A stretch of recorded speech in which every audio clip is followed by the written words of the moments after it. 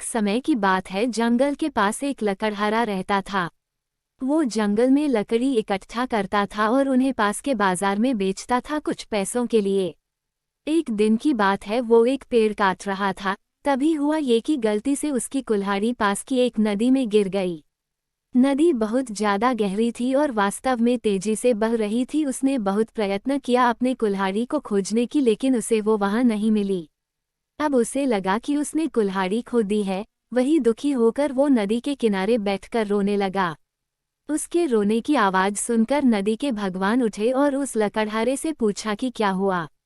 लकड़हारा ने उन्हें अपनी दुखद कहानी बताई। नदी के भगवान को उस लकड़हारे के ऊपर दया आई और वो उसकी मेहनत और सच्चाई देखकर उसकी मदद करने की पेशकश की। वो नदी में गायब हो गए और एक सुनहरी कुल्हाड़ी वापस लाया, लेकिन लकड़हारे ने कहा कि यह उसका नहीं है।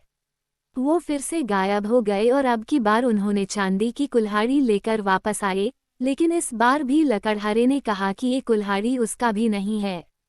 अब नदी के भगवान पानी में फिर से गायब हो गए और अब की बार वो एक लोहे की कुल्हाड़ी के साथ वापस आ गए। लकड़ी का कुल्हाड़ी देखकर लकड़हारा मुस्कुराया और कहा कि यह उसकी कुल्हाड़ी है। नदी के भगवान ने लकड़हारे की ईमानदारी से प्रभावित होकर उसे सोने और चांदी की दोनों कुल्हाड़ियों से भेंट किया। कहानी की सीख। इस कहानी से हमें ये सीख मिलती है कि ईमानदारी सर्वोत्तम नीति है।